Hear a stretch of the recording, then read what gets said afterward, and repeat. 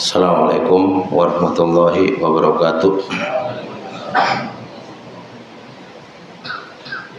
Innal hamdalillah hamdan katsiran thayyiban mubarakan fihi kama yuhibbu rabbuna wa yarda. Asyhadu an la ilaha illallah wahdahu la syarikalah wa asyhadu anna Muhammadan abduhu wa rasuluhu la nabiyya ba'da.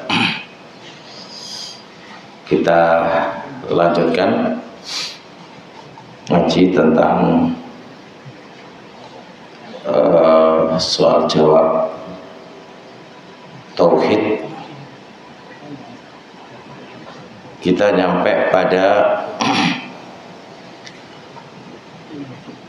hukum seputar nadar.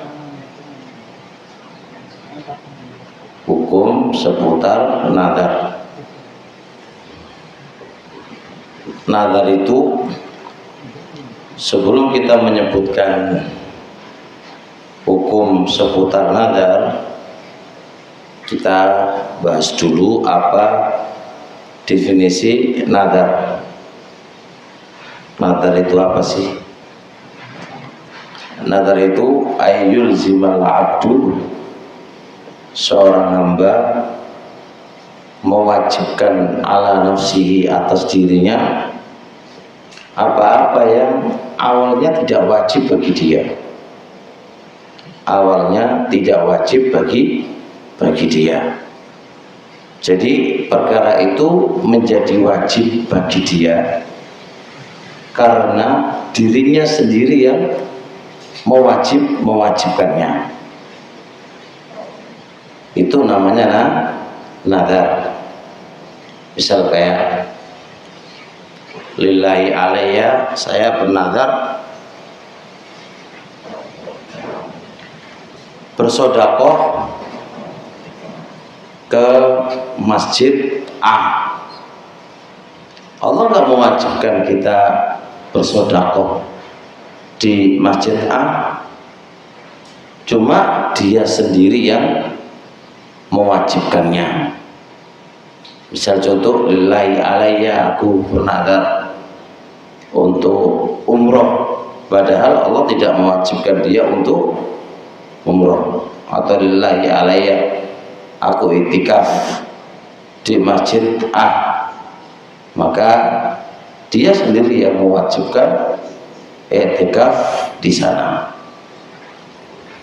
Jadi nazar itu definisinya apa tadi? Perkara itu pada asalnya tidak wajib bagi dia. Dialah yang mewajibkan atas dirinya. Kemudian nazar itu terbagi menjadi dua. Ada nazar mutlak dan ada nazar muqayyad. Nazar muqayyad itu hukumnya makruh. Nazar muqayyad itu hukumnya makruh. Misal kayak nazar muqayyad itu dia bernazar kalau ada imbalan, itu namanya nazar muqayyad. Dia mau bernazar tapi ada imbalannya. Misal contoh, jikalau anakku itu lulus dalam ujian, maka aku bernazar nyembeli kambing. Jadi dia mau menyembeli kambing jikalau anaknya lulus. Berarti ada apa namanya? Ada imbalan. Lulus no gisik anakku, baru aku mau nyembeli. Ini namanya nazar apa? Muqayyad. Nazar yang diiringi dengan imbalan.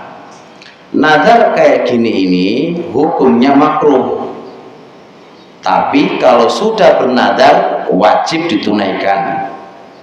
Hukum nazar semisal ini hukumnya makruh, Tapi kalau sudah bernadar wajib dilakukan kalau itu ketaatan kepada Allah Subhanahu wa taala. Allah Rasul bersabda, "Man nadhara ayyuti Allah falyuti'hu wa man nadhara ayyasi Allah falayasi."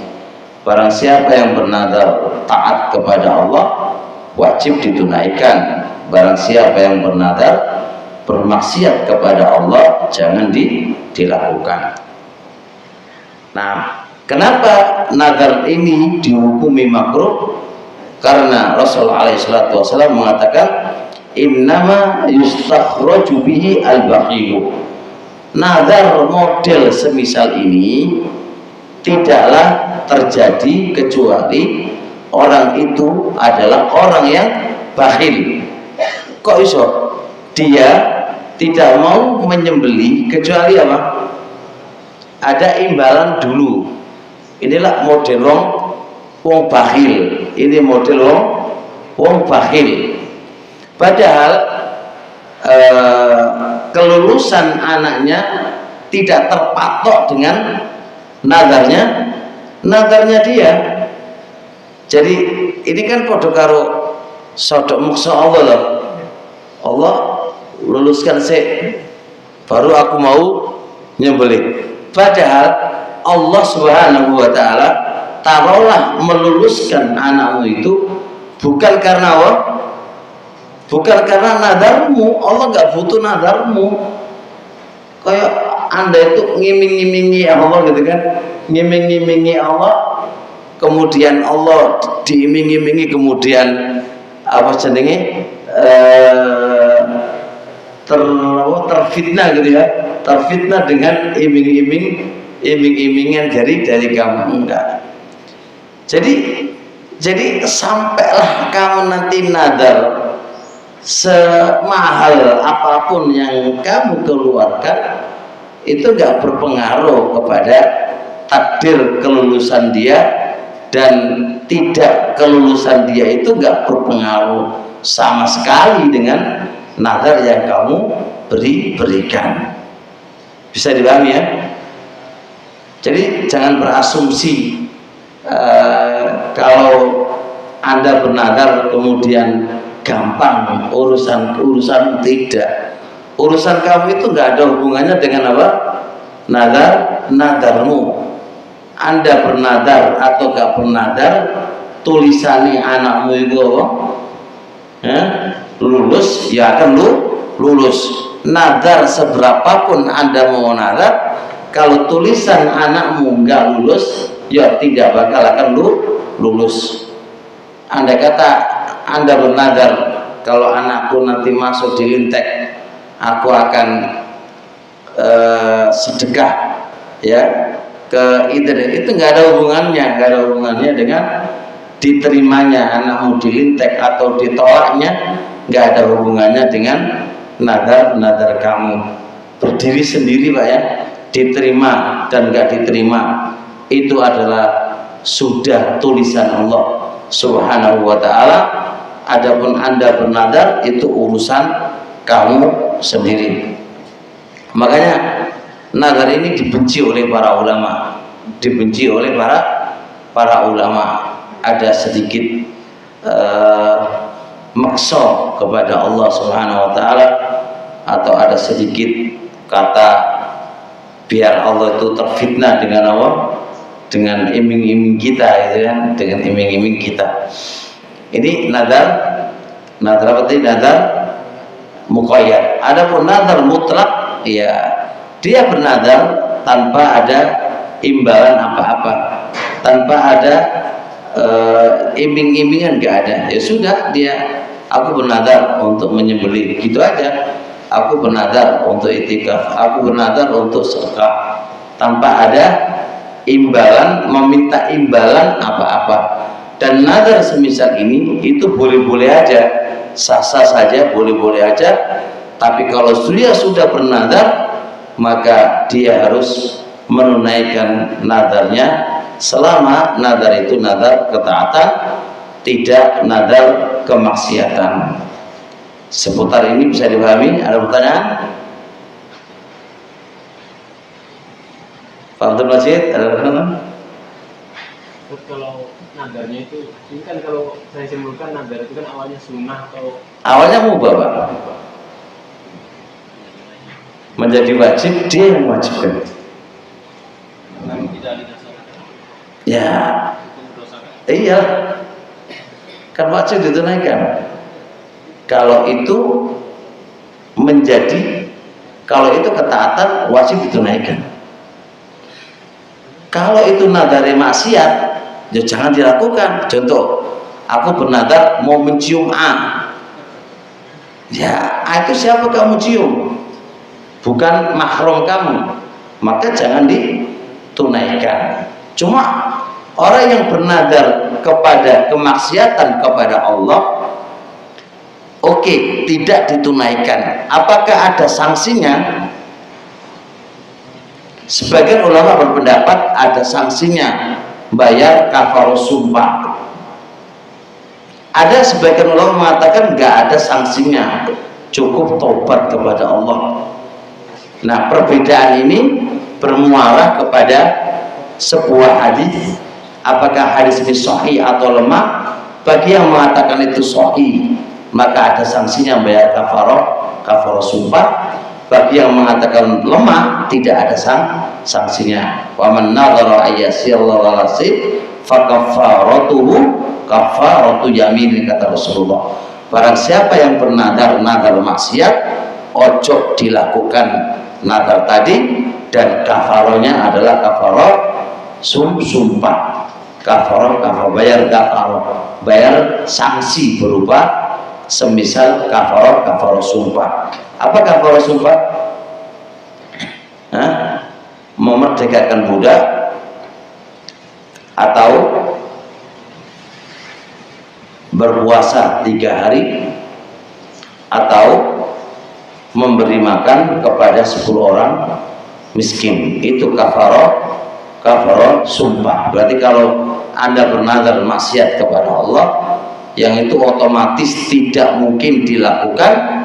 Nah, untuk menebus nazar kamu yang nazar maksiat tadi, Anda harus membayar sanksi, yaitu sanksi bayar kafaroh sumpah. Apa kafaroh sumpah itu? Memerdekakan budak, atau berpuasa 3 hari, bayarin Pak 3 hari, atau ngasih makan 10 orang miskin. Dah? Ya. apakah nadar ini harus diucapkan dengan kata saksi? Enggak. Nazar itu antara dia dengan Allah Subhanahu wa taala, enggak perlu ada saksi. Cuma nazar itu adalah amalan lisan yang harus terlafadzkan. Kalau kerentek mengati itu enggak dikatakan ucapan dan enggak dikatakan nazar. Begitu penjelasan Imam Nawawi dalam kitab Syarah Muslim.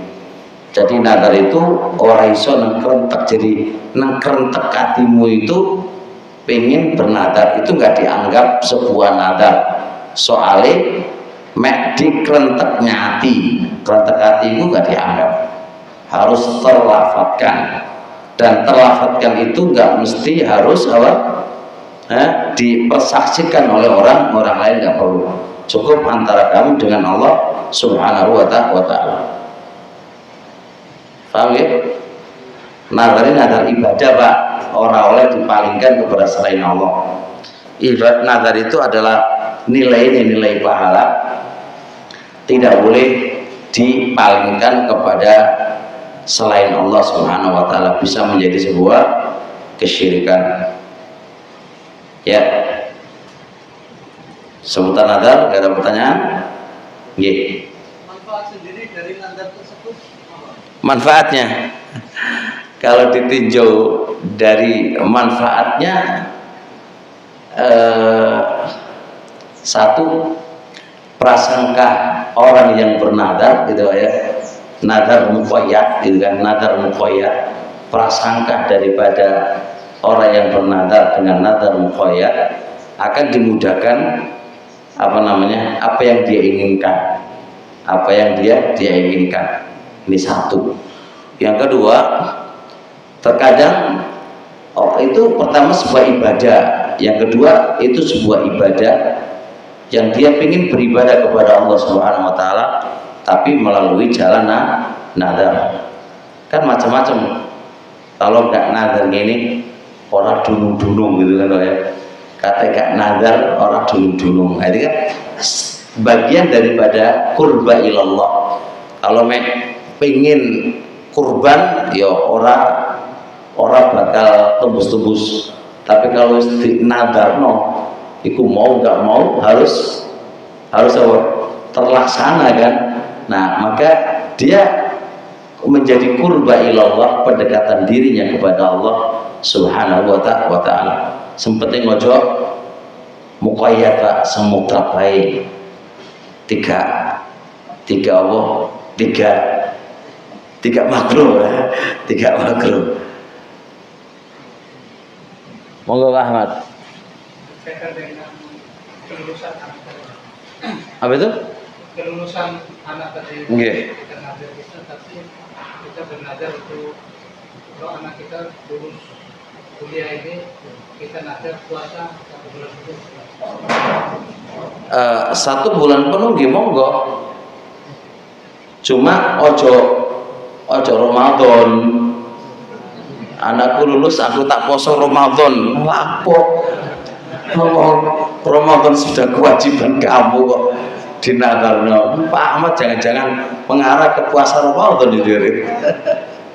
Selama jangan puasa Ramadan Pak. Jadi puasa yang lain. Berkaitan dengan hukumnya tadi. Nggih makro. Nggih makro. Kenapa dikatakan makruh? Karena Anda itu mau puasa sebulan ketika apa? Ada syaratnya. Kalau engkau ya Allah luluskan anakku kan ngono. Jadi ono embel-embeli lulusno anakku ya Allah, aku tak poso. Nah, ibadah kanggo awake dhewe kok minta embel-embeli ngoten lho, Pak.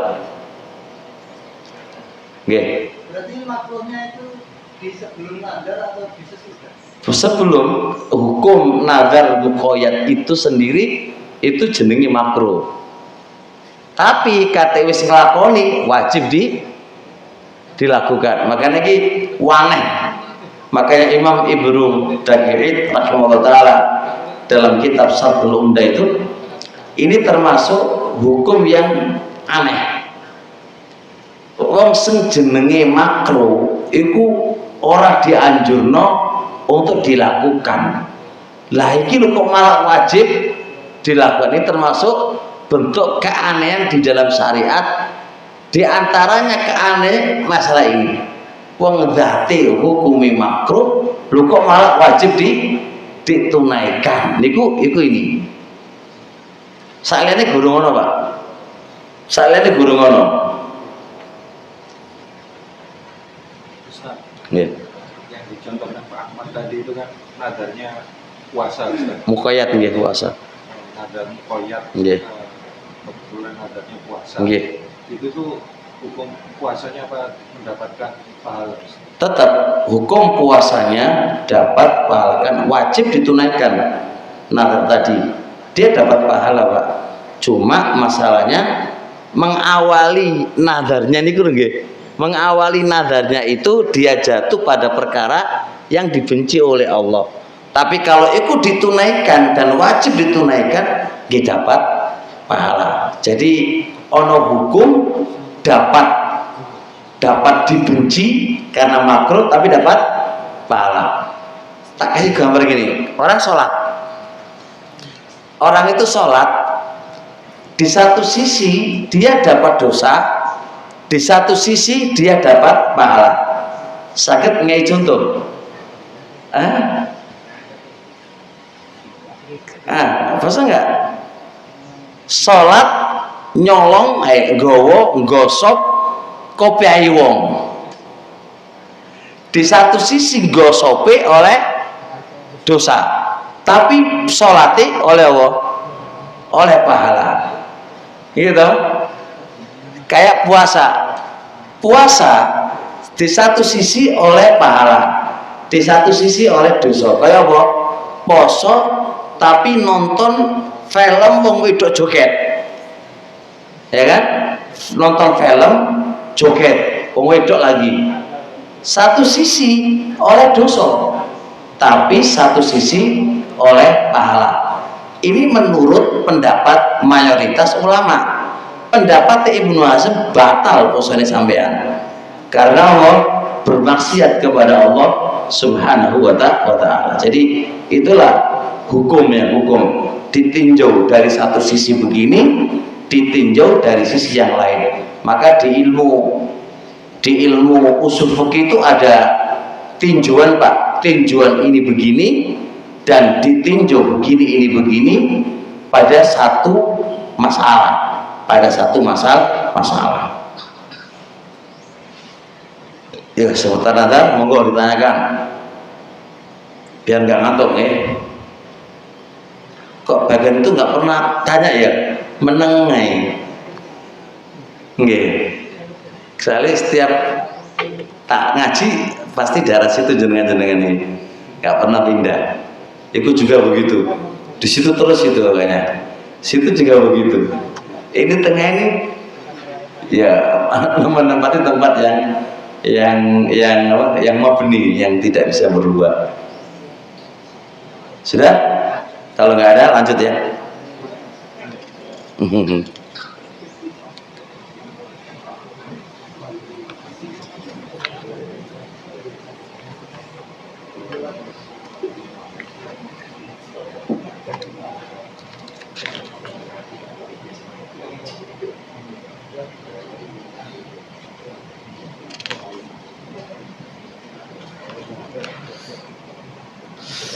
Terusnya ya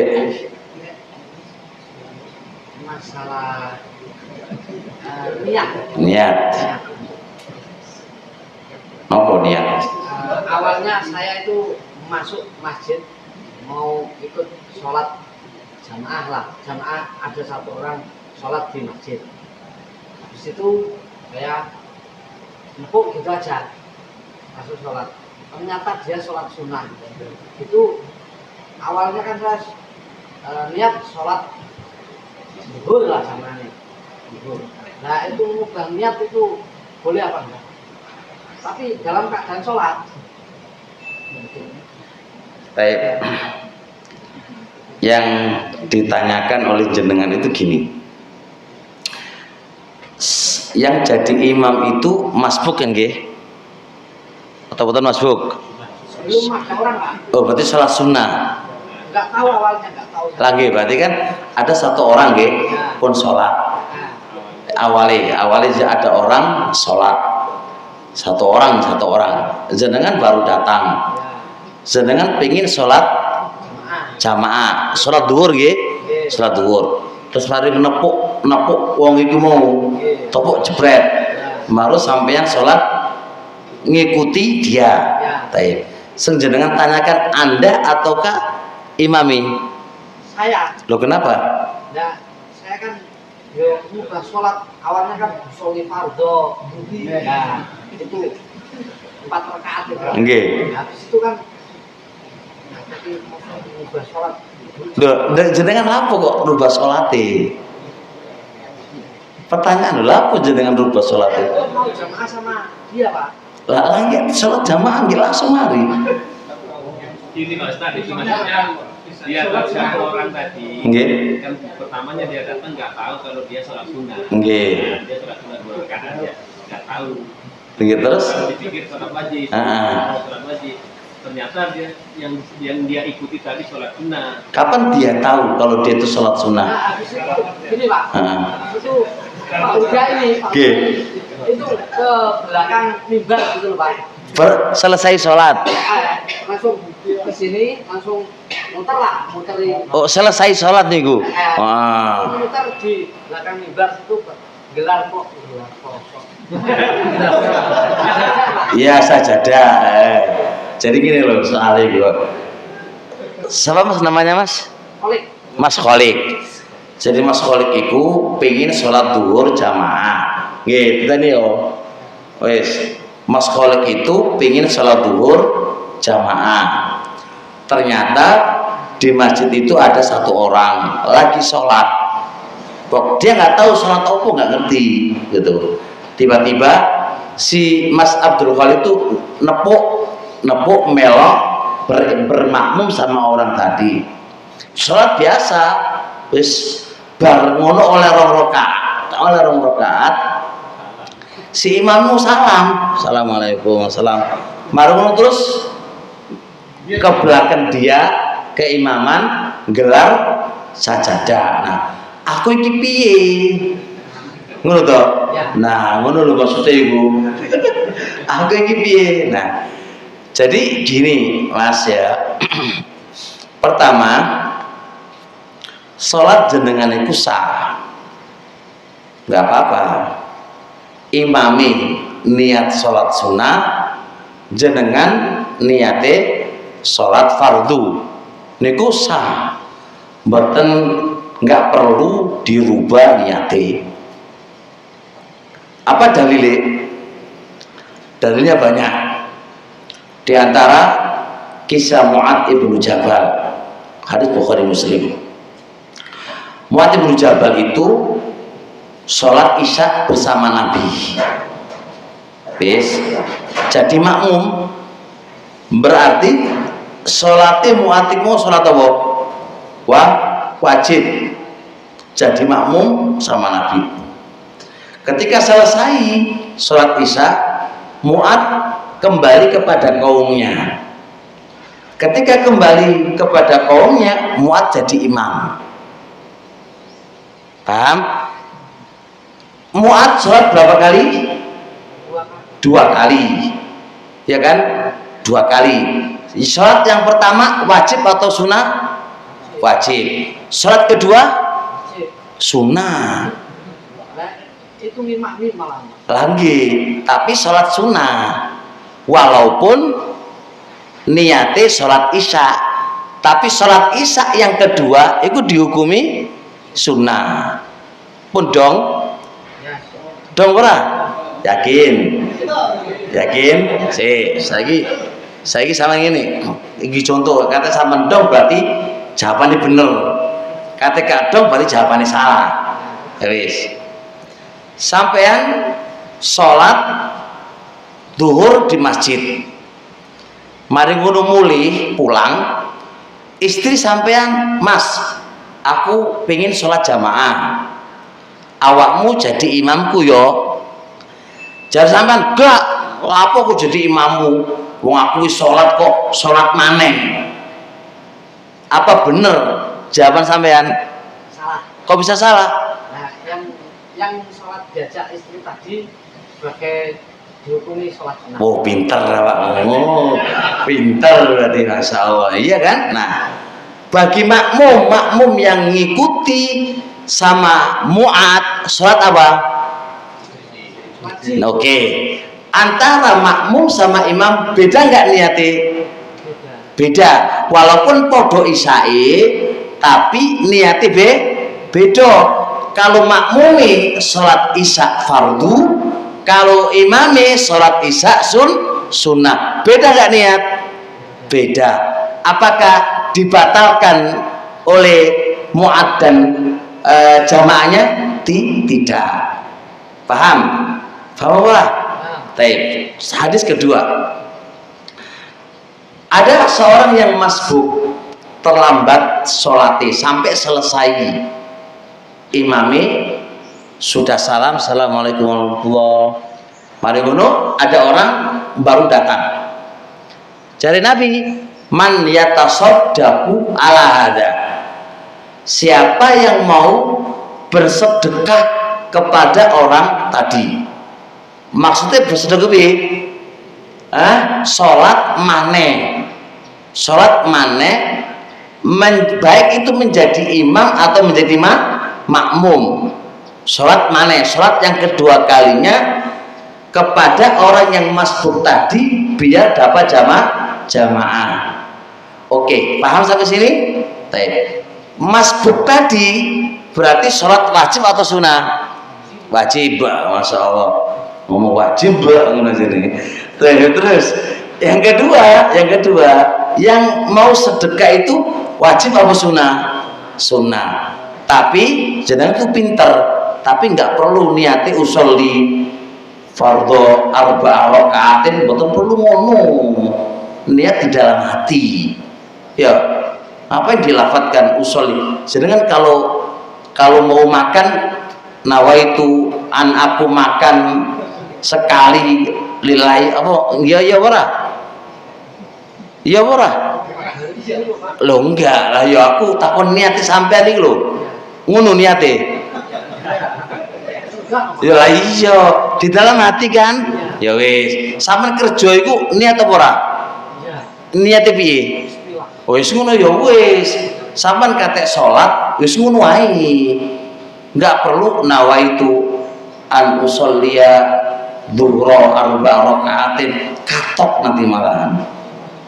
Nabi mencontohkan cukup dengan niat kamu di dalam hati itu udah cukup. Terus yang tadi kan saya yang sudah berkeliling tadi Pak, saya kan 2 rakaat. Ya udah lanjutkan. Terus setelah itu salam tuh Pak aku. Loh kok? Nah itu apa Pak? Ngono ta. Jauh wis mari ya udah Nus. Mari besok lagi. Lalu Pak. Saya kan sholat sunnah Pak. Nah terus? Ya ikut lagi. Ya wis kadung kok piye? Wis kadung kok piye ana. Besok lagi ya wis terusno wae ya apa-apa. Terusno wae ora apa-apa. Tapi oke, pertanyaan saya, gimana kalau saya di tengah-tengah itu ternyata dia sholat sunnah? Boleh nggak saya merubah niat menjadi sholat sunnah? Boleh nggak? Boleh. Nggak apa-apa, dirubah nggak apa-apa. Apa dalilnya? Kasus Mu'ad bin Jabal, Bukhari Muslim. Dia itu sholat Isya itu panjangnya pol. Makmum yang awalnya ngikut sama Mu'ad bin Jabal itu i'tazala wa shalla munfaridan, mundur teratur, mari ngono sholat sendiri. Berarti dia merubah niat enggak? Merubah niat enggak? Yang awalnya menjadi makmum kemudian dia sholat sendiri. Paham ya? Sholat sendiri. Enggak batal. Kemudian selesai sholat, para sahabat komen, anta munafik, ente munafik. Kok bilang munafik? Gak terima dia. Lu kok iso aku munafik? Tekon di. Soalnya awakmu apa? Menyendiri, tidak sholat bersama imam. Dia nggak terima, lapor ke Kanjeng Nabi. Kanjeng Nabi, Idda abi, fulan ngomong ini, aku jadi munafik. Maka aku nggak terima Nabi. Nabi nanya, lah awakmu kelapo? Kok dikatakan munafik? Gini ceritanya Nabi. Dia sebutkan kronologinya. Iku imami suwini pol Nabi. Suwini pol imami ku Nabi. Aku seorang kuat, makanya aku metu. Maka Mu'ad dipanggil. Mu'ad dimarahin sama Nabi. Afattarun anta ya Mu'ad. Apakah ente membuat fitnah kepada para sahabat yang lain? Dimarahin sama Nabi alaihissalam. Nah, di sini apa yang dilakukan oleh seorang laki-laki tadi itu gak diingkari oleh Nabi. Berarti menunjukkan benar perbuatan dia. Paham ya? Benar perbuatan dia. Kalau andai kata perbuatan dia itu salah, ya awakmu ya salah. Pipi ora oleh metu teko jamaah sabaro. Oh enggak, Nabi enggak komen ngono kok. Bahkan dibenarkan perbuatan tadi. Justru malah menyalahkan siapa? Mu'ad. Ngoten lho Pak, makane Anda kalau sholat sama orang kampung, walaupun awakmu itu hafal Quran, ojo sakjus. Melayu kabeh jamaah. Melayu kabeh jamaah. Walaupun suara kamu apa maneh sakjus suara kamu gak enak. suarane gak enak lagi. Sajus pisan. Ayo mlayu kabeh. Paling jamaah apa maneh gak lancar pisan ya. Gak lancar pisan. Nah gak lancar iku meneng ae. Meneng ae. Ora ngomong kok meneng ae. Paling keluar ini gitu paling ya. Mari. Jadi gitu ceritanya. Jadi nggak apa-apa insya Allah. Jadi Anda punya dua pilihan. Jangan merubah niate jadi sholat sunnah ya ora apa-apa. Walaupun dengan berjamaah. Apa bisa Ustaz sholat sunnah berjamaah? Hukum asal sholat sunnah orang oleh berjamaah kecuali ada udzur dan tidak dijadikan suatu kebiasaan. Begitulah pernyataan Syekhul Islam Ibnu Taimiyah dalam kitab Majmu' Fatawa. Lu kan sholat sunnah mau oleh jamaah dengan sholat sunnah oleh, sholat jamaah dengan sholat sunnah itu oleh, tapi tidak boleh dijadikan apa? Sebuah kebiasaan. Ini pun ada udzur. Udzurnya piye? Orang ngerti gitu, orang ngerti. Jadi orang masalah. Ya, cukup. Bentar. Ini hubungan dengan polis. Jawabannya boleh apa tidak itu? Yang kasusnya Mas Polis tadi berimam, bermakmum kepada orang sholat sunnah. Boleh. Karena dia nggak tahu. Nah, terlepas itu yang tadi yang sholat sunnah tadi 2 rakaat salah saya itu. Terus yang imam tadi pertama dia berpikir misalnya daripada aku sholat dewi tak melok ayah. Dia jadi makmumnya boleh nggak? Muter lagi itu. Sampai subuh. Ya apa hasil ini? Ya. Lebih terusan. Setelah assalamualaikum warahmatullahi wabarakatuh. Mas Kholiki neruskan kan, luruskan 4 rakaat. Terus aku iki guru sholat maghrib, guru sholat zuhur. Ya wis aku tak muteri. Khalid mana menjadi imami orang apa-apa. Kan gak ada masalah. Nggak ada istilahnya apa? Podo gak ngerti nih kan? Gak apa-apa karena apa larangannya gitu loh. Boleh, gak ada masalah. Gak ada masalah. Terus. Kalau yang sholat sunnah ngasih tanda gitu. Ngasih tanda begini. Bukan ngasih tanda, misalkan tadi yang kita di makmum kasih tanda tangan gitu bahwa. Ya kalau dia paham Pak. Nah kalau model Mas Kolik itu, mereka paham pasti apa gini itu. Gue tahu jadi digepuk, gini loh. Tahu jadi ya repot kabeh. Masalahnya dia paham nggak ngoten lho. Kecuali jenengan ono tulisannya sholat sunnah ngono nggih, mboten napa-napa. Tapi ya nggak mungkin malah menjadi geger. Jenengan malah ngurusi. Udah biarin aja nggak apa-apa.